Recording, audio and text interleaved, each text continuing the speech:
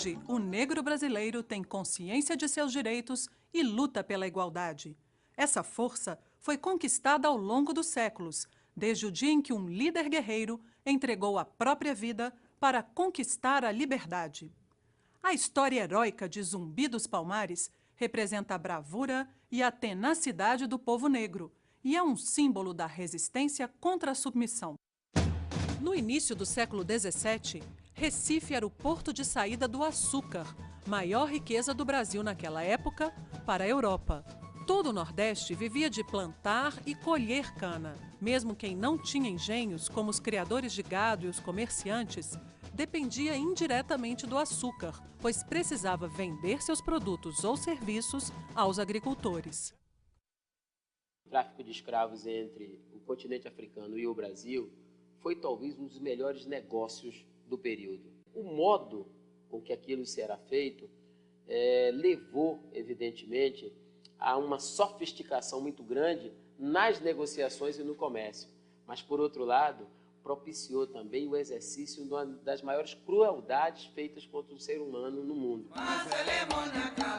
Mesmo em alguns países da Europa, a escravidão era comum naquela época.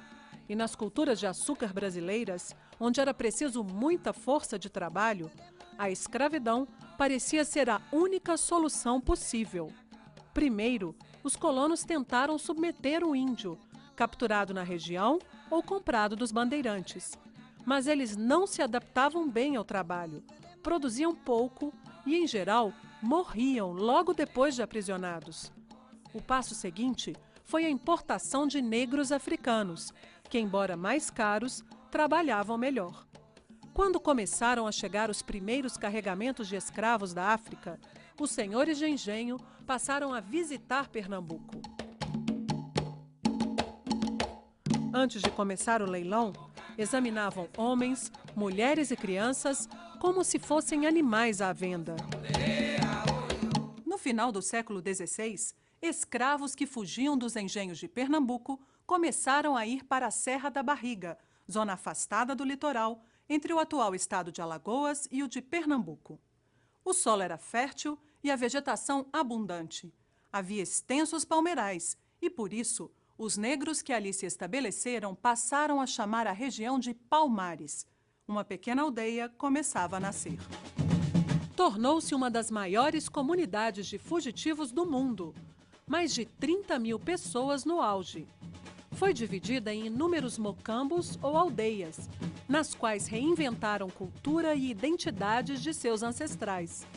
Resistiram às tentativas de invasão das tropas portuguesas e holandesas. Palmares se tornou uma ameaça para os senhores de engenho, que organizaram as entradas, expedições de captura aos quilombolas. Os quilombos também se espalharam por Sergipe, Espírito Santo e Rio de Janeiro. No século XVIII, surgiram outros nas capitanias de Goiás, Mato Grosso e, principalmente, Minas Gerais. Gangazumba foi aquele que deu a conformação de mais largo alcance no plano da política para o chamado Quilombo dos Palmares. O que é que ocorre? Nas negociações realizadas entre Gangazumba e o Reino de Portugal, ocorreram traições, podemos dizer assim. Ou seja, acordos que foram firmados não foram cumpridos. E isso começou a desgastar a liderança de Gangazumba perante os quilombolas. Zumbi surgia como grande guerreiro. Seu nome e sua coragem começavam a virar lenda. Vários governadores de Pernambuco tentavam acabar com Palmares, dentre eles Pedro de Almeida. Para ele, mais do que a extinção do quilombo, interessava a submissão dos negros ao governo. Chegou a propor um tratado de paz, que oferecia, em troca da lealdade à coroa, o reconhecimento da autonomia de seus habitantes.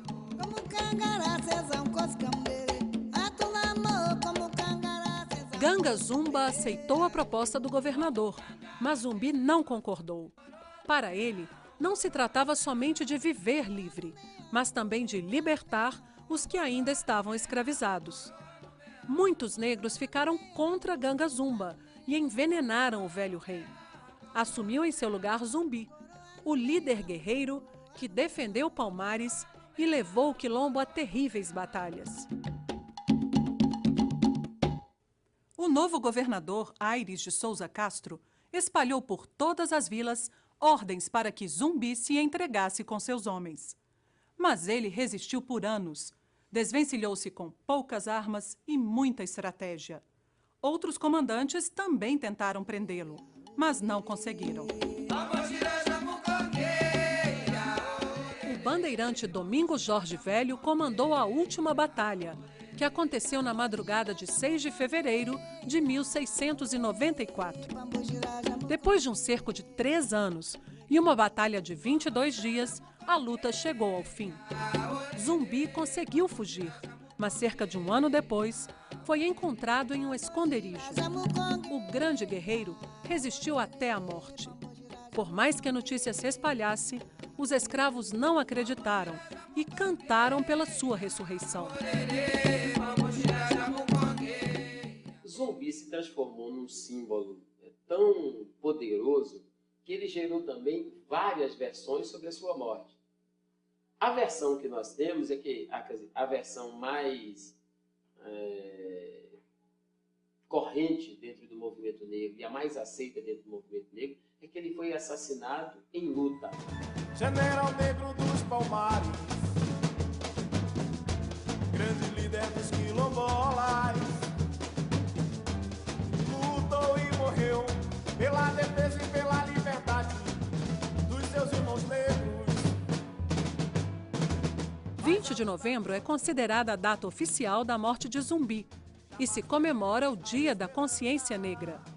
Por simbolizar a libertação do negro brasileiro, Zumbi é considerado um dos construtores do Brasil. Salve Zumbi Rei!